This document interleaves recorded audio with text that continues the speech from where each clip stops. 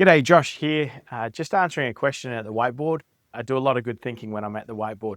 One of the things that came up at a coaching course that I was teaching at the other day was what's a simple way to sort of break down your session so you can do it effectively. I think one of the things is sometimes when we're a brand new coach, it can be super overwhelming.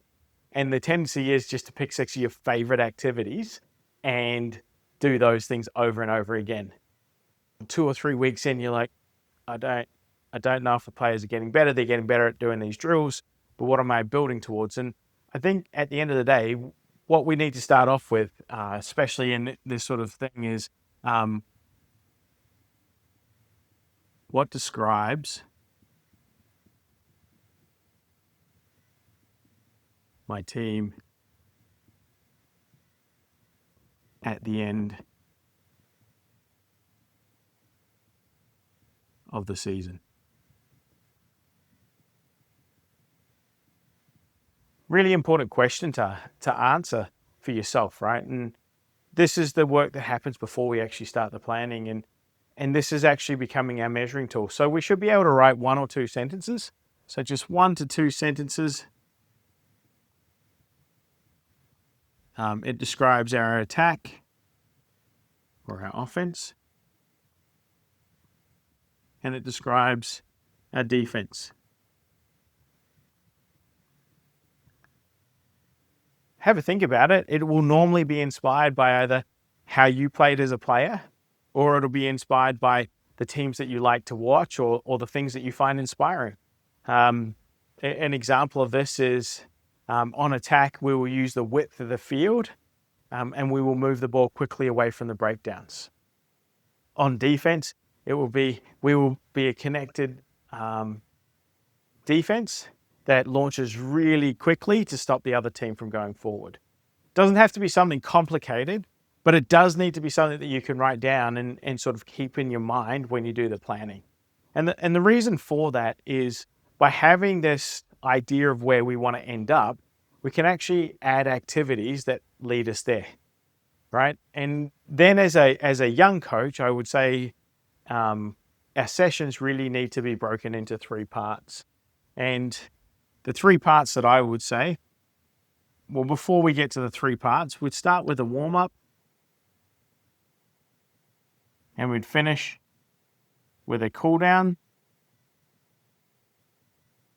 I think they should be part of all of it. I think there's a lot of great connection that happens here between the coach and the players and each other. And I think these are really integral bookends to your session, right? And I draw this line here because there's stuff that happens above the line and below the line. Above the line, this is work we do when we're away from the field, when we're not really necessarily thinking about the day-to-day details. And the work that's below the line, this is the stuff that is the day-to-day details. This is the micro-level details, the team-level details, and it changes very frequently from week to week. So the other thing that we have above the line is we need the type of fundamental skills or the core skills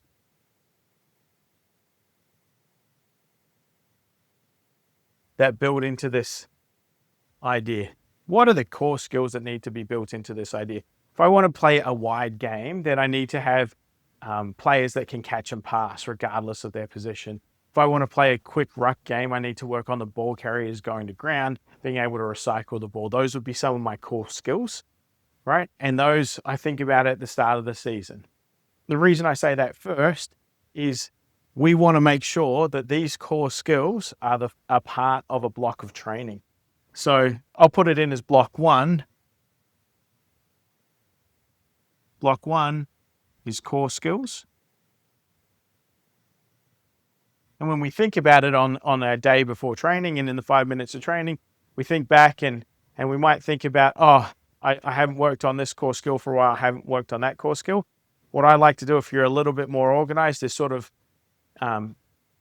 say how many sessions you have in your season and make sure that you repeat your core skills an equal number of times throughout the course of the season. And that helps you set up about 30% of your training.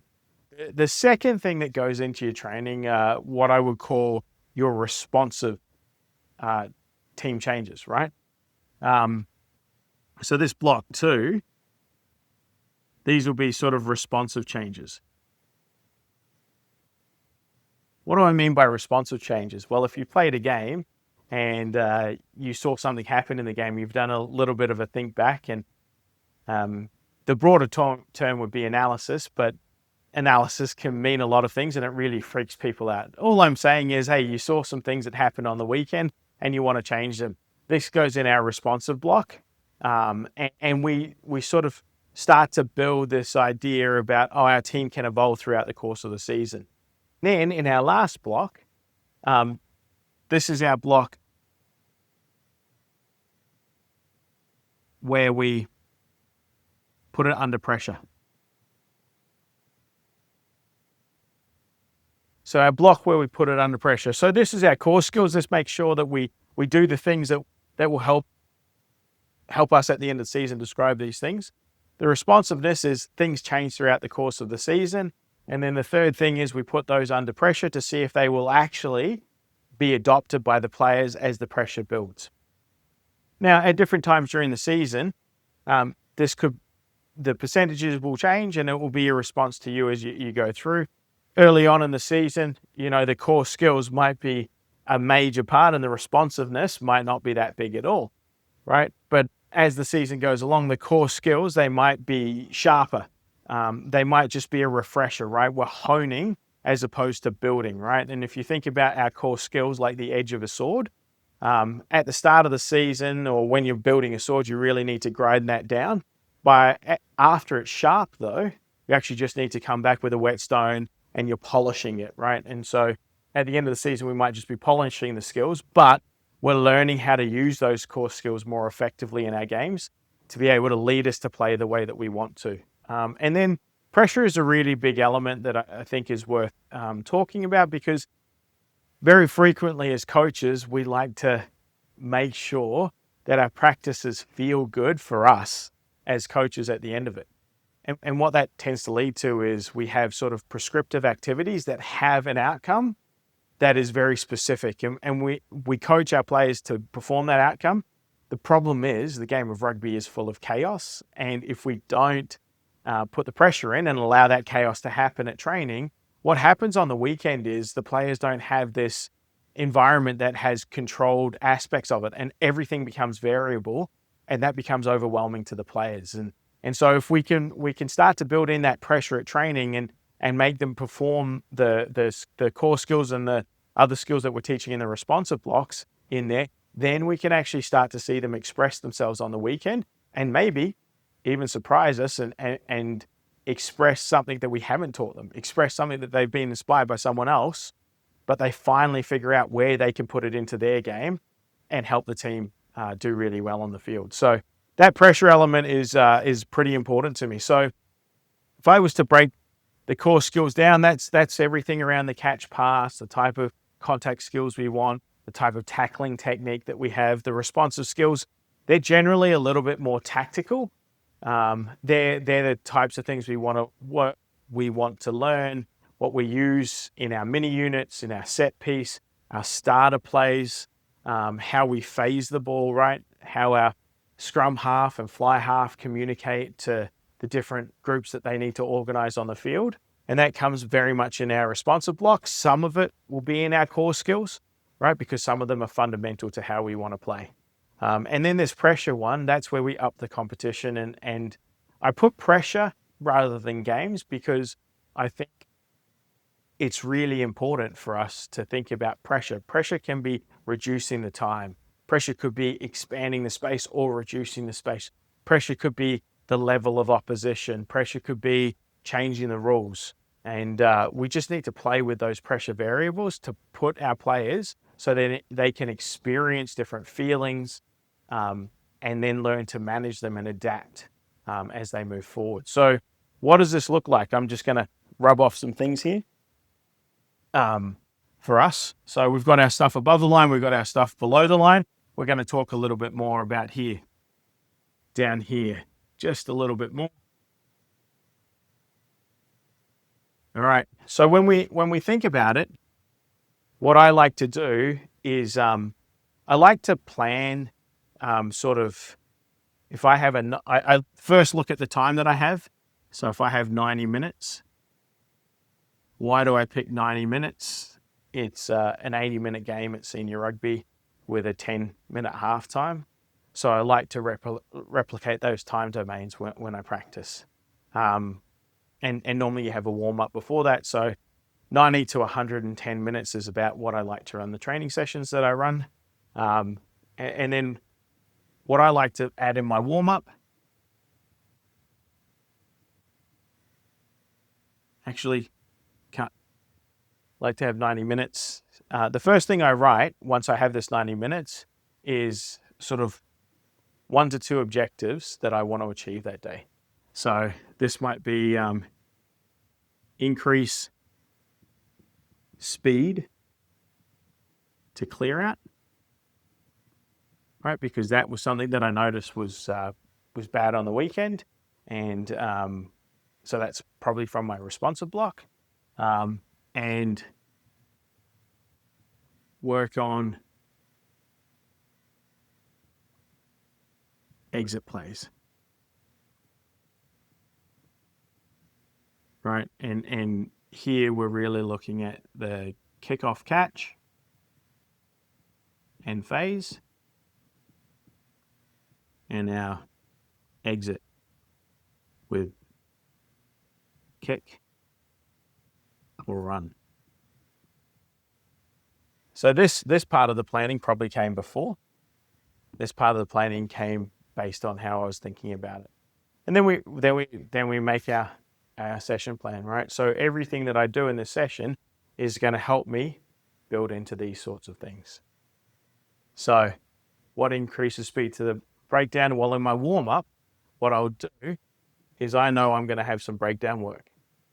And in my pressure of this, I'm actually going to put it into like a mini game sort of situation. And I'm going to force the players to play a modified game. I'm thinking maybe my game at the end here, excuse the terrible handwriting, might be an 8-on-8 and this is actually cool, an 8-on-8 in 2 sort of grids. So 2 grids here, right? So the attack can play in both grids, but the defenders, they're going to have the ability to only play in 1 grid, right? And so we're looking to increase the speed to the clear out, and so what's going to happen is, actually that's terrible decision. Won't do that. We will not do that. Let's think about this. Right.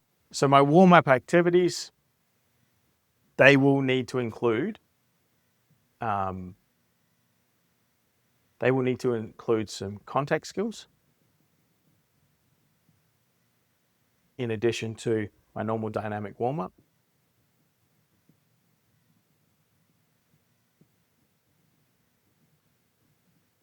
And I'm also going to address in here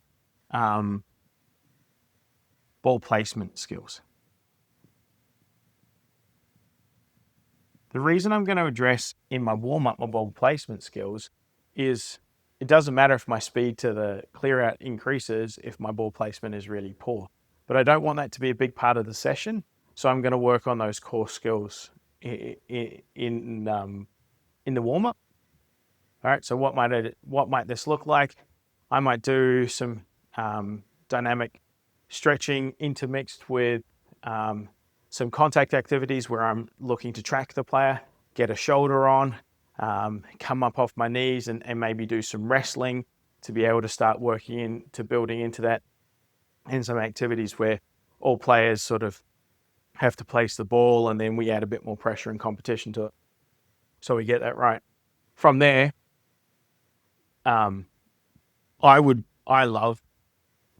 because this has increased speed to the clear out, I would probably play a game of ruck touch.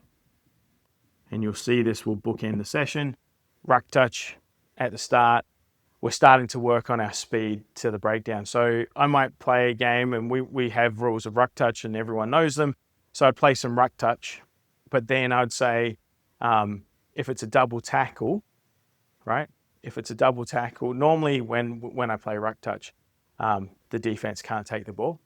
But if it's a double tackle, I'm going to allow one player to immediately jackal the ball unless the support player arrives immediately, right? And so I might modify that game of ruck touch because once again, we're trying to get to increase the speed of clear out. And I'm just modifying the rules of the tools that I have.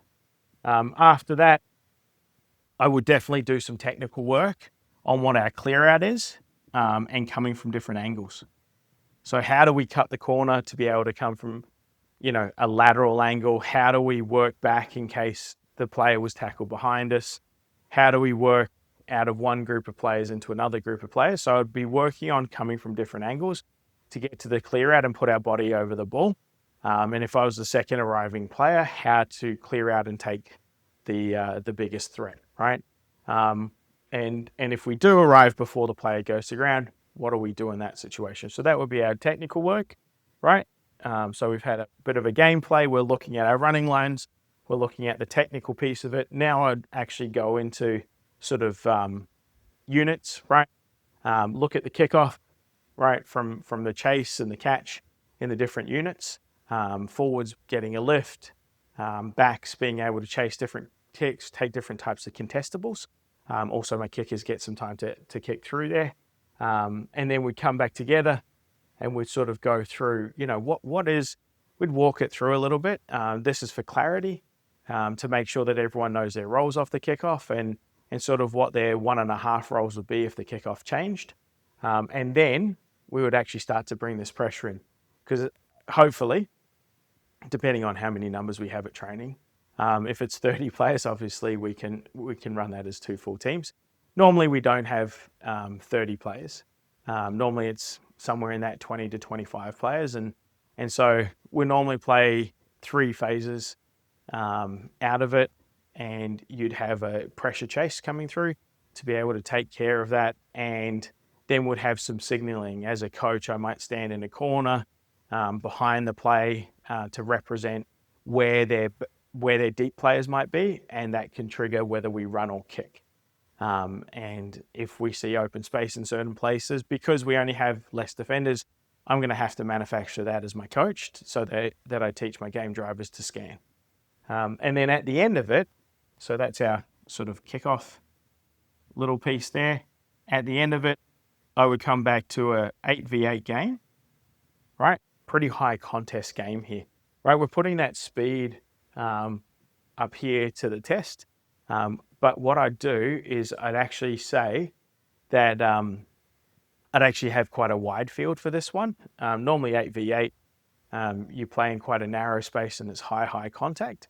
But what we'll do is we'll segment it into thirds, and we'll say to the attack that each third can have no more than 3 players in it. So one will have, I'll break it into fourths just to make it easy for this example. But each can only have 2 players until a tackle happens on attack, and then one of the other players has to come and join. And that way we stress that ability to come from different angles, and we stress our communication, because one of the other problems when we increase the speed to the breakdown, everyone gets breakdown focused and we end up committing too many. So we're going to have 4 channels across the field. The defense can play in any channel, right? But there can only be 2 attackers per channel. That does limit their options. It does mean, there might be some offload, there might be some gameplay, but generally I'm expecting a tackle to happen with each one of those channels being a little bit smaller, but still quite wide. And then the third supporter and the clearing player, the scrum half type role, they would have to come from that lateral support. So we'd actually end up with 4 in one, and then we have to work our way back into that spread across the field, which goes back to my idea that I said earlier, that I want my team to be able to play wide. And in order to do that, we need to get quick ball. But then the other aspect of it is we need to realign. So I'm getting a bit of 2 for 1 there. And that will kind of be the majority of my session. At the end of it, I do a cool down, make sure that we work out the tired bodies.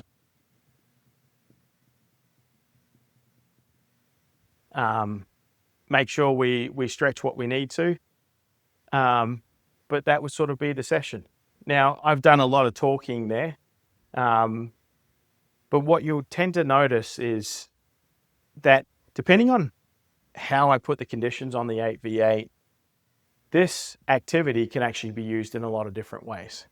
So as long as I have these two, I can actually go back to a lot of my favorite activities. Ruck touch is one of my favorite activities to teach a lot of different things, as long as I build my rules to meet some of these outcomes. So we could play ruck touch with a kickoff, right? And if we could say, if we have a kickoff and you have 45 seconds to score, right? If you don't score in that 45 seconds, you will restart with a kick restart, whether that's depending on what part of the field you're in. You either start with a goal line dropout, a 22-meter dropout, or a regular kickoff.